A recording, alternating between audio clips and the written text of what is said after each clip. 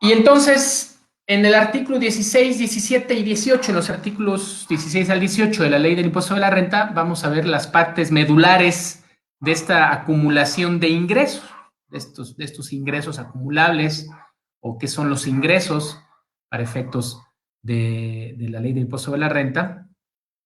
Primero veíamos el artículo 16, dice todo lo que tenga que ver o que se denomine como ingreso lo vas a acumular. Luego, el artículo 17 nos establece cómo identificar estos momentos de acumulación, ¿sí? Y son los siguientes. Se expide el comprobante fiscal que ampare la operación. Esto es, que emita el CFDI correspondiente a la venta o a la enajenación objeto de la operación que estoy llevando a cabo. O se envíe o entregue el bien o se preste el servicio.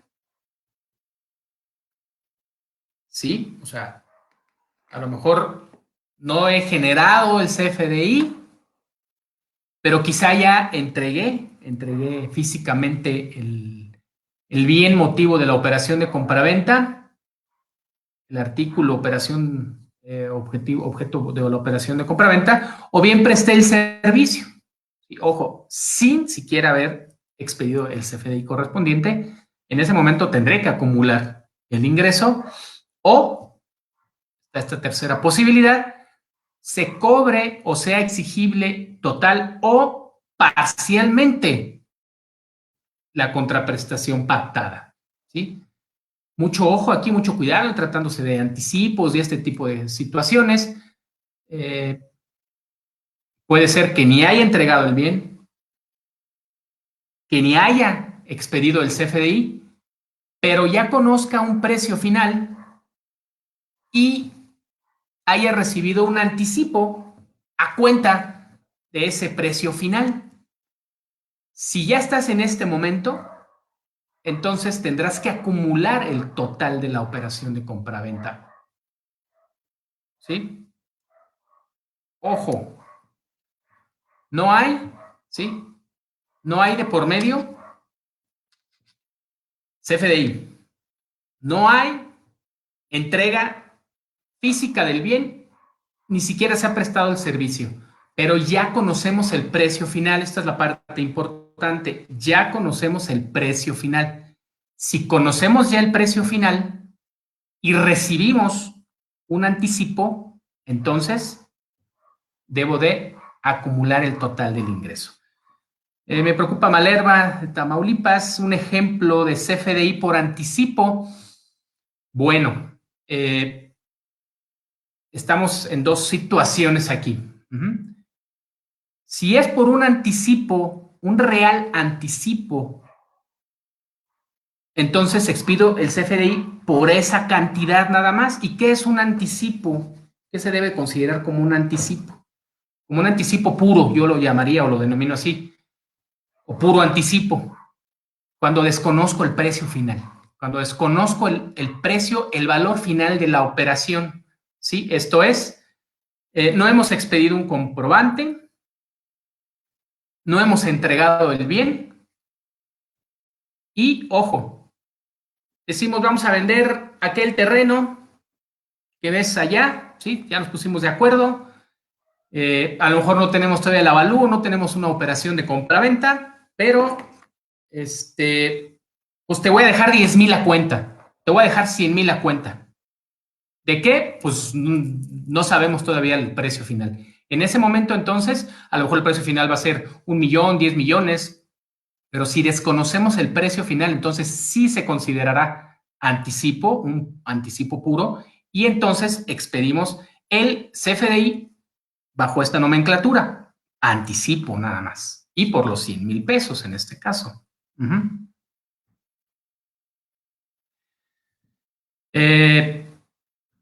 Creo que con esto espero haber explicado esto de los anticipos. Otra situación distinta es cuando conozco el precio final, oye, por esa maquinaria que está allá, nuestro precio final o el valor que le estamos definiendo es de 1,000,000 de pesos.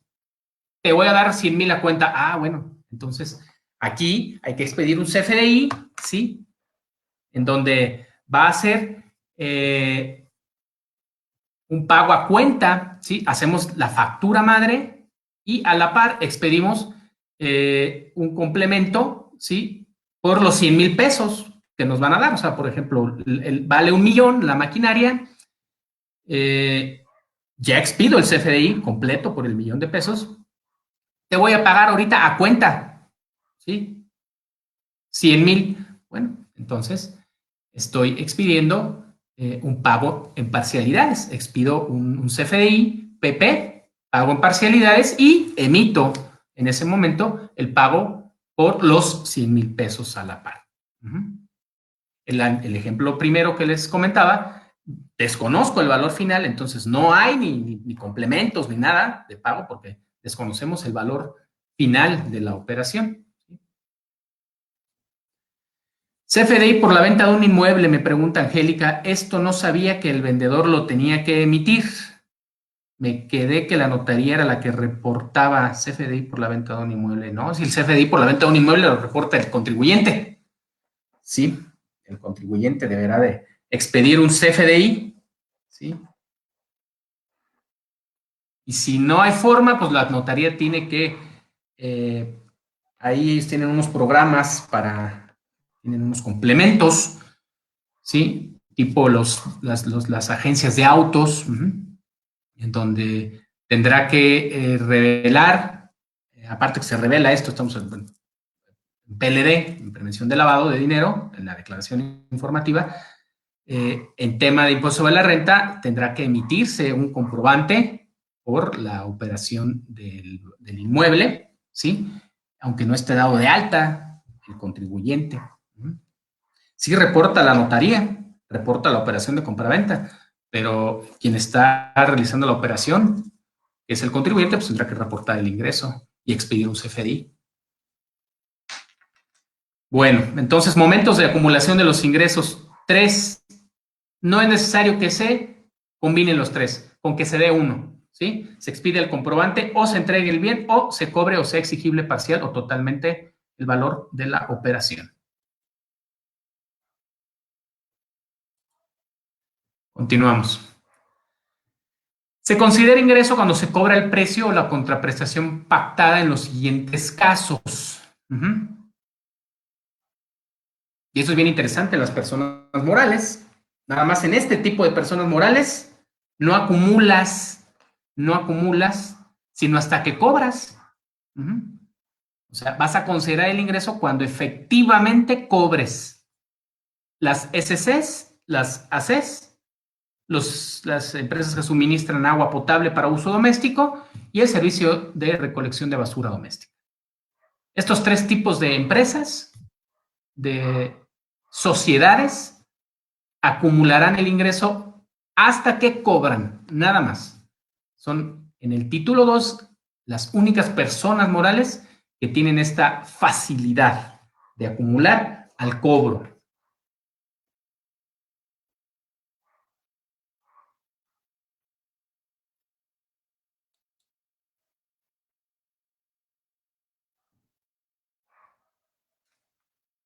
Tratándose del uso o goce temporal de bienes, el arrendamiento de personas morales, vas a acumular cuando cobres total o parcialmente, ¿sí? El valor de la operación, o sean exigibles las contraprestaciones o se expida el comprobante.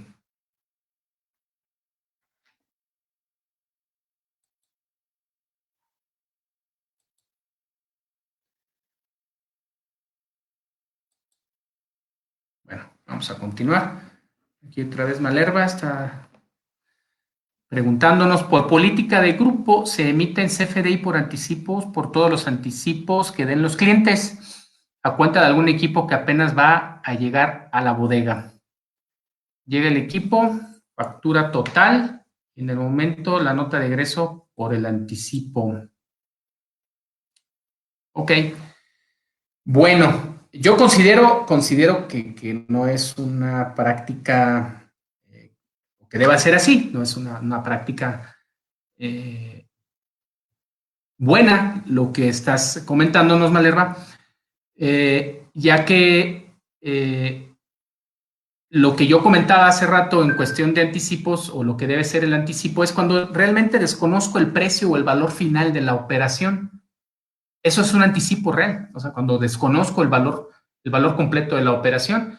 La ley del impuesto sobre la renta, en su artículo 17, es muy tajante, o sea, tú vas a acumular en el momento que conozcas ya el valor total de la operación, ¿sí?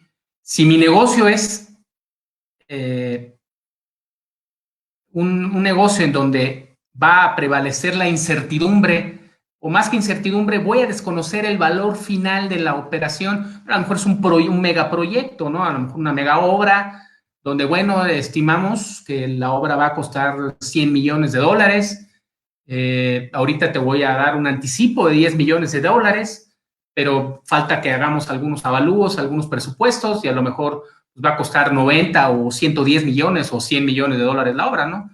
Ahí te van 10 millones para que inicies como anticipo, entonces ahí sí, desconocemos el valor final, pero cuando conozco el valor final, ok, sí se desconoce porque va a llegar apenas, ok, entonces ahí sí. Si desconoces efectivamente el valor final de la operación, entonces es correcto, ¿sí?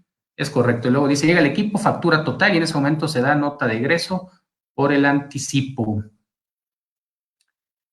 Bueno, ok. Sí, para matar entonces el efecto inicial y haces la factura por el total, me imagino. Ya una vez que conoce el precio final. Entonces, ok, es correcto. Ok, es correcto, Malerva. Entonces, sí, desconoces el precio final, entonces en un juego de documentos contables haces los cargos y los abonos correspondientes para eliminar el ingreso por el anticipo, y después ya nada más acumulas la diferencia y ya con el CFDI completo, me imagino. Y así más o menos lo haces. Es correcto, entonces.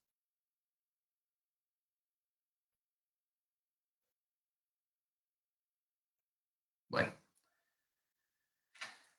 Ahora bien, el artículo 18 de la Ley de Renta nos establece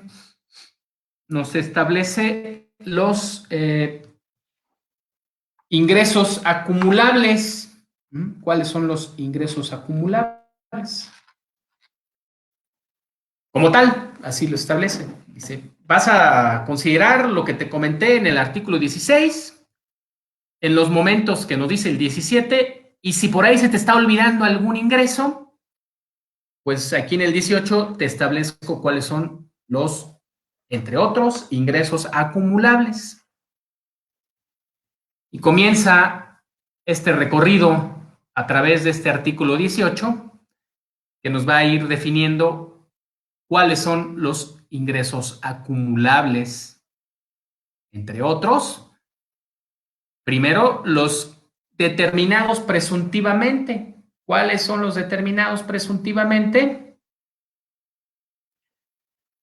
Aquellos que en un momento dado las autoridades fiscales hubiesen descubierto, hubiesen determinado, hubiesen calculado, ¿sí? En función de alguna revisión, de alguna auditoría, de alguna visita domiciliaria, revisión de gabinete, ¿sí? Conforme a esto, los ingresos que así se determinen van a ser ingresos acumulables, ¿sí? Los determinados en función de una auditoría y, ojo, incluso establece este artículo presuntamente, presuntivamente. O sea, los que presuman aún las leyes, las autoridades fiscales, perdón, también los tendré que acumular. Bueno, aquí ya entramos en terrenos medio escabrosos en materia de defensa legal, de defensa fiscal, ¿sí? O sea, entonces viene la autoridad y hace una auditoría, determinan en función de mis CFDIs, bla, bla, bla, tantos ingresos, y aún así ellos podrían presumir que tengo más ingresos y acumulármelos, ¿sí? O sea, de acuerdo con este artículo y con las facultades de comprobación que tienen las autoridades, podrían hacerlo. ¿Esto es legal? Es legal porque está en la ley.